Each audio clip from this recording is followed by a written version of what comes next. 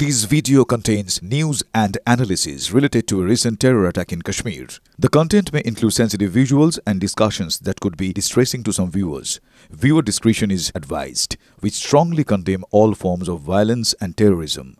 The purpose of the content is solely to inform and create awareness based on verified reports.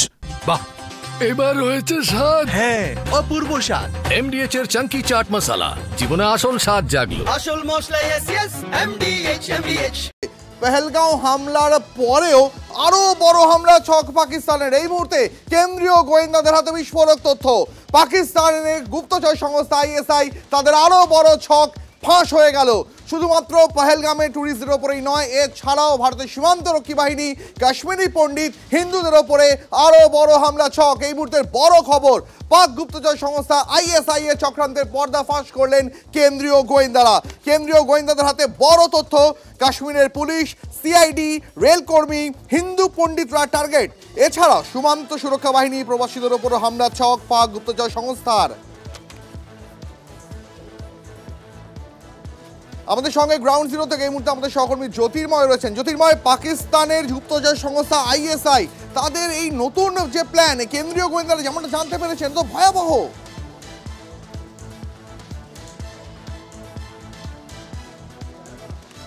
দেখো, যে সময় পেহেলগামের ঘটনা ঘটেছে এবং এই ঘটনার অব্যবহিত পরেই ভারত পাকিস্তানের মধ্যে সংঘাত যখন কার্যত অনিবার্য হয়ে পড়েছে, সেই সময় খুব স্বাভাবিকভাবেই যে কোনো যুদ্ধের একেবারে প্রাথমিক স্টেপ হিসেবে পাকিস্তান এই মুহূর্তে কি করছে, পাকিস্তান সেনাবাহিনী এই মুহূর্তে কি করছে, সীমান্তে এই মুহূর্তে গতিবিধি কি, বিশেষত আইএসআই কি করছে, সেই প্রত্যেকটা বিষয়কে নিয়মমাফিক ইন্টারসেপ্ট করছে ভারতীয় গোয়েন্দা বাহিনী। এবং সেই ইন্টারসেপশন থেকে যে তথ্য আমাদের হাতে আসছে তা যথেষ্ট চাঞ্চল্যকর। যে খবর আসছে যে মূলত যে জায়গাগুলি সংবেদনশীল, অর্থাৎ পেহেলগামে যেভাবে পর্যটকদের ওপরে হামলা হয়েছে, ঠিক একইভাবে পর্যটন স্থলগুলোতে আবারও নতুন করে আক্রমণের ছক হতে পারে। এবং আমরা জানি যে ইতিমধ্যেই একাধিক পর্যটন স্থল ভারতের মাটিতে সেই জায়গাগুলি বন্ধ করা হয়েছে এবং তার মূল কারণ হচ্ছে এই জায়গাগুলির সিকিউরিটি অ্যারেঞ্জমেন্ট কী অবস্থায় আছে তার একটা প্রপার অ্যাসেসমেন্ট করা হবে। যদি প্রয়োজন হয় সেই জায়গাতে নিরাপত্তা পরিকাঠামো পুনর্গঠন করা হবে এবং আরও বেশি করে নিরাপত্তা কর্মী মোতায়েন করা হবে। যতক্ষণ পর্যন্ত না সেই কাজ হচ্ছে ততক্ষণ পর্যন্ত এই পর্যটন স্থলগুলো আপাতভাবে বন্ধ থাকছে। এর পাশাপাশি যে খবর আসছে, যেমন কাশ্মীরি পণ্ডিত, যেমন কাশ্মীরের রেল কর্মীরা এবং তার পাশাপাশি যারা নিরাপত্তা বাহিনীতে রয়েছেন, তাদের ওপরে আলাদা করে অ্যাটাক হওয়ার সম্ভাবনা রয়েছে। সামগ্রিকভাবে প্রত্যেকটা ক্ষেত্রকে খতিয়ে দেখছে এই মুহূর্তে সেনাবাহিনী, বিশেষত খতিয়ে দেখছে ইন্টেলিজেন্স ব্যুরো, এবং যেখানে যেখানে যা যা পদক্ষেপ করার প্রয়োজন সেই প্রত্যেকটা পদক্ষেপ কিন্তু ভারতের তরফ থেকে করা হচ্ছে। কিন্তু এর পাশাপাশি আরেকটা কথাও বলতে হবে যে আগামীকালই ক্যাবিনেট কমিটি অন সিকিউরিটির বৈঠক ডেকেছেন প্রধানমন্ত্রী নরেন্দ্র মোদী। এই যে প্রত্যেকটা বিচ্ছিন্ন ইনফরমেশন, সেই ইনফরমেশনের ভিত্তিতে সামগ্রিকভাবে ভারত কোন দিকে পদক্ষেপ করবে তারই চূড়ান্ত সিদ্ধান্ত আগামীকাল এই ক্যাবিনেট কমিটি অন সিকিউরিটির বৈঠকে হয়তো হয়ে যেতে পারে। জ্যোতির্ময়, আপাতত অনেক ধন্যবাদ তোমাকে। আমরা এই নিয়ে কথা বলেছিলাম প্রাক্তন সেনাকর্তা কর্নেল দীপ্তাংশু চৌধুরীর সঙ্গে। শোনাবো তিনি কি বলছেন। আমাদের রাজ্য তো বিহার অন ভলকানো, এবং পাশের দেশ যেটা আজকে যে বন্ধুত্বের সম্পর্ক আমাদের সঙ্গে ছিল 5ই অগস্টের পর বিগত 9-10 মাস হয়ে গেছে, যে পাপেট সরকার আছে সেই সরকার রেড কার্পেট দিয়ে দিচ্ছে আইএসআই কে। এবং 7ই অক্টোবর 2024-এ আইএসআই, হামাস এবং লাস্কের তৈবা যে ফ্রন্ট অর্গানাইজেশন, তাদের মধ্যে একটা মিটিং হয় এবং হামাসের লিঙ্ক পেহেলগাঁও আমরা পেয়েছি। একইভাবে হামাস বাংলাদেশে মিটিং করেছে, এই জঙ্গি সংগঠনগুলোর সঙ্গে মিটিং করেছে। এবং আমরা যেটা জানতে পেরেছিলাম যখন এই অ্যাটাকগুলো পেহেলগাঁও চলছিল, ওদের মধ্যে থেকে কেউ না কেউ বলেছিল, এটা আমাদের গোয়েন্দা সূত্র মাধ্যমেই খবর, যে প্ল্যান এ হো গিয়া আভি প্ল্যান বি করতে হ্যায়।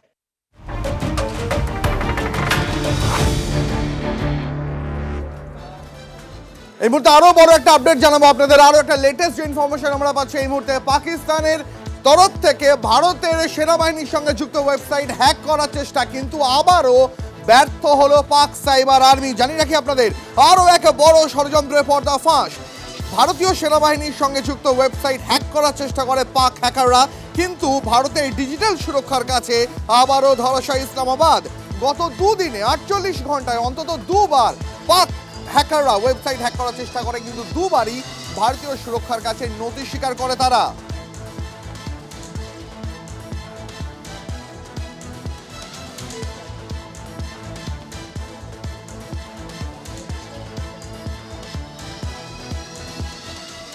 আর এর পাশাপাশি এই মুহূর্তের আরো একটা বড় আপডেট আপনাদের জানিয়ে রাখি, যে জঙ্গিরা পহেলগামে নিরীহ পর্যটকদের হত্যা করেছিল, সেই জঙ্গিদের মাস্টার মাইন্ড মুসা, সেই মুসা সম্পর্কে চাঞ্চল্যকর তথ্য। পাক যোগ আরো স্পষ্ট হলো। এই জঙ্গি হাসিম মুসা পাক সেনার একজন প্রাক্তন প্যারা কমান্ডো। বুঝতেই পারছেন, প্যারা কমান্ডো মানে তার প্রোফাইল কিন্তু বেশ মজবুত, বেশ জোরদার। এই মুসা সম্পর্কে আরো বিস্তারিত তথ্য জানতে কথা বলবো এই মুহূর্তে গ্রাউন্ড জিরো থেকে আমাদের আরেক সহকর্মী সিজার রয়েছেন আমাদের সঙ্গে। সিজার, এই মুসাকে কেন বেছে নেওয়া হলো পহেলগামে হামলার জন্য?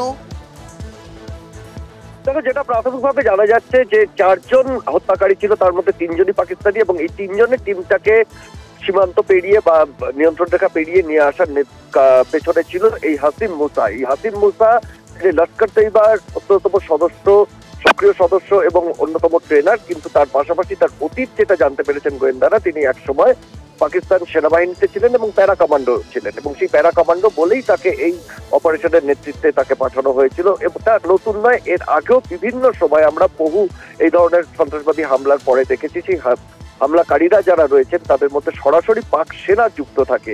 এর আগে এরকম ঘটনাও ঘটেছে যে হামলায় মৃত ব্যক্তির কাছ থেকে পাক সেনার আইডি কার্ড পর্যন্ত পাওয়া গেছে।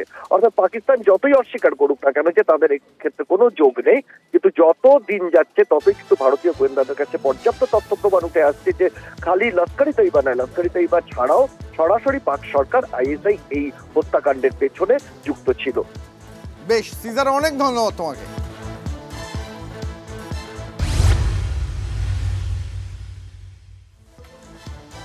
আর এই মুহূর্তে আরো একটা বড় আপডেট জানাই আপনাদের। বারবার ব্যর্থ হবার পরও কোনো লজ্জা নেই পাকিস্তানের, আবারও ভারতীয় সেনাকে হুমকি টিআরএফ এর। এই মুহূর্তে আরো একটা বড় আপডেট পাচ্ছি আমরা, জম্মু কাশ্মীর পুলিশকে হুমকি টিআরএফ এর তরফে। আরো বিস্তারিত এই বিষয়ে কথা বলতে চলে যাবো সরাসরি আমাদের সহকর্মী সায়ন্ত রয়েছেন আমাদের সঙ্গে। সায়ন্ত, এখনো পর্যন্ত এই হুমকির আর কি আপডেট জানা যাচ্ছে? দেখো, পেহেলগাঁও ঘটনার পরে ভারতীয় সেনাবাহিনী, জম্মু কাশ্মীর পুলিশ এবং সিআরপিএফ এর তরফে রীতিমতো কড়া অভিযান চালানো হচ্ছে। একের পর এক জঙ্গি এবং জঙ্গি কমান্ডারকে নিকেশ করা হয়েছে। 12 থেকে 13 জন জঙ্গির বাড়ি সম্পূর্ণ ধ্বংস করে দেওয়া হয়েছে। আর তারপরই গতকাল গভীর রাতে জম্মু কাশ্মীর পুলিশ প্রশাসন এবং ভারতীয় সেনাবাহিনীর কাছে অডিও বার্তায় টিআরএফ এর এক জঙ্গি নেতার অডিও বার্তায় হুমকি দেওয়া হলো। তাই হুমকি বার্তায় বলা হয়েছে যে যাদের বাড়ি ভাঙা হচ্ছে বা ধ্বংস করে দেওয়া হচ্ছে সেই পরিবারগুলো অসহায় হয়ে পড়ছে, আর এর জন্য দায়ী ভারতীয় সেনাবাহিনী। এর ফল সেনাবাহিনীকে ভুগতে হবে, কাউকে ছাড়া হবে না। এর ফল কি হবে সেটা দেখতেই পাবে সাধারণ মানুষ। অর্থাৎ ভারতীয় সেনাবাহিনী এবং জম্মু কাশ্মীর পুলিশকে রীতিমতো হুমকি টিআরএফ এর, যে টিআরএফ পেহেলগাঁওর ঘটনায় প্রথম দোষ স্বীকার করেছিল, দায় স্বীকার করেছিল, তারপর নিয়ে কোথাও বেকায়দায় পড়ে তারা আবার সেই দায় স্বীকার থেকে পিছিয়ে আসে, সেই টিআরএফ সংগঠনের এক জঙ্গি নেতা অডিও বার্তা পাঠিয়েছে। মূলত তোমায় বলে রাখি দীপ, বছর আড়াই আগে এই সংগঠনের তরফে জম্মু কাশ্মীর পুলিশকে হুমকি দেওয়া হয়েছিল, তারপর একের পর এক পুলিশকে খুন করা হয়েছিল। তখন গণ ইস্তফায় হিড়িক পড়ে যায় পুলিশের তরফে। সেই সংগঠন আবারও একই ধরনের অডিও বার্তায় হুমকি দিল যে ভারতীয় সেনাবাহিনী এবং জম্মু কাশ্মীর পুলিশকে দেখে নেবে, কারণ যে জঙ্গিদের বাড়ি ধ্বংস করা হচ্ছে সেটা তারা কোনোভাবে মেনে নেবে না। কাশ্মীরের বুকে এভাবে বাড়ি ধ্বংস তারা মেনে নিতে পারছে না, এমনভাবেই জঙ্গি সংগঠনের ওই নেতা রীতিমতো হুমকি দিচ্ছে। যদিও ভারতীয় সেনাবাহিনীর তরফে তোমাকে নজর রাখো, যেমনটা আমাদের সহকর্মীরা জানাচ্ছিলেন যে একেবারে ভারতীয় সেনা এখনো ঘরে ঢুকে ঢুকে জঙ্গিদের বাড়ি ধ্বংস করছে, আর তাতেই ভয়ে কার্যত কুঁকড়ে গেছে পাকিস্তান। পাকিস্তান কি করছে জানেন? পাকিস্তান এই মুহূর্তে কার্যত চোরের মতন ভারতীয় সেনা স্ট্র্যাটেজিক লোকেশন জানার চেষ্টা করছে। এই মুহূর্তে আরো একটা বড় ওয়ার আপডেট আপনাদের জানিয়ে রাখি, একেবারে চোরের মতন ভারতীয় সেনার অবস্থান জানার চেষ্টা করছে পাকিস্তান। তার জন্য ভারতীয় পড়ুয়াকে ফোন করে খোঁজ খবর নিচ্ছে পাক গুপ্তচরেরা। খুলে গেল পাকিস্তানের মুখোশ, ছলে বলে কৌশলে ভারতীয় সেনার সমরসজ্জা মুভমেন্ট জানার চেষ্টা করছে পাক গুপ্তচরেরা। আপনাকে শোনাই সেই অডিওটা।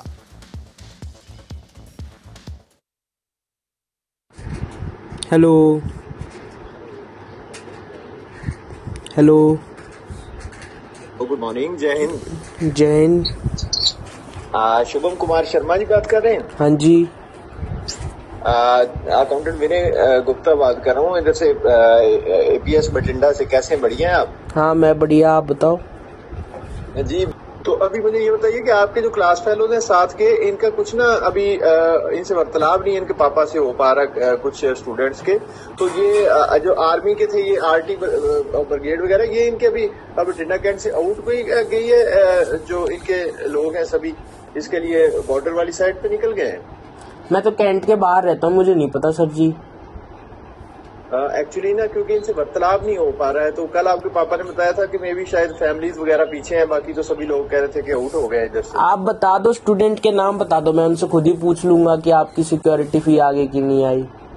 हाँ, आपका शगुन था, शगुन एक थी फीमेल थी, शगुन आपकी क्लासमेट ही थी, और साथ में उनके पापा थे योगेश कुमार जी, ये अटली ब्रिगेड के थे, 10 कोर अटली ब्रिगेड के। पता नहीं, शगुन नाम की लड़की तो थी, पर बाकी का मुझे नहीं पता कौन सी ब्रिगेड नहीं, क्योंकि मेरे को कैंट के बारे में कुछ नहीं पता सर जी, मैं तो बाहर ही रहता हूँ। अच्छा, बाहर जा रखे हैं। तो दूसरी थी रोहिणी पाल थी साथ में आपके ना? हाँ सर, ये बहुत पुरानी बात है। हाँ जी।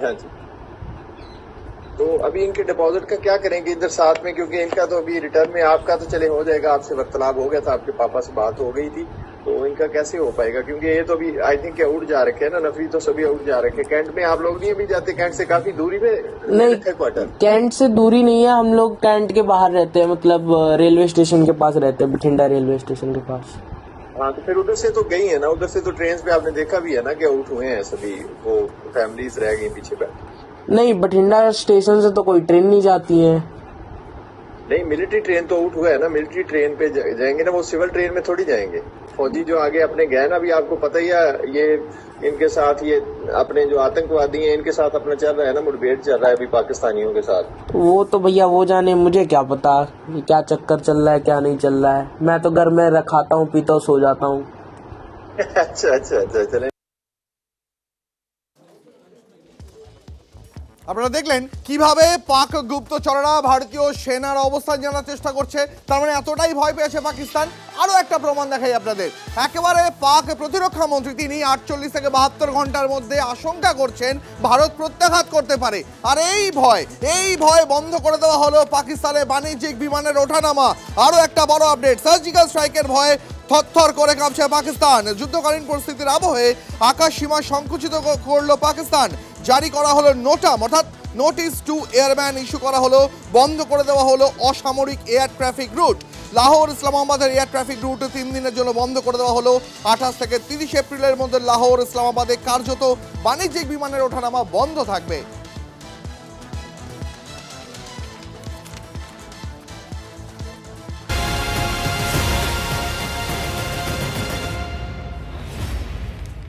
আর এই মুহূর্তে আর একটা বড় খবর পাচ্ছি আমরা, সেটা জানিয়ে রাখি আপনাদের। আগামীকাল কি পাকিস্তানকে প্রত্যাঘাতের ব্যাপারে বড় সিদ্ধান্ত হতে পারে। এই মুহূর্তের আরো একটা বড় খবর, কাল দিল্লিতে প্রধানমন্ত্রী নরেন্দ্র মোদীর নেতৃত্বে গুরুত্বপূর্ণ বৈঠক। সকাল 11টায় সুরক্ষা বিষয় ক্যাবিনেট কমিটির বৈঠক। ক্যাবিনেট কমিটির বৈঠক করবে সংসদ বিষয়ক মন্ত্রক, তারপরে কেন্দ্রীয় মন্ত্রিসভার বৈঠক হবে। সেই বৈঠকে সিদ্ধান্ত হতে পারে পাকিস্তানকে কোন ভাষায় জবাব দেওয়া হবে, অন্তত এমনটাই মনে করা হচ্ছে। এই মুহূর্তের বড় আপডেট, পহেলগাঁওতে হামলার প্রত্যাঘাতে কালই কি বড় সিদ্ধান্ত। সকলের নজর প্রধানমন্ত্রী নরেন্দ্র মোদী কি সিদ্ধান্ত নেন তার দিকে।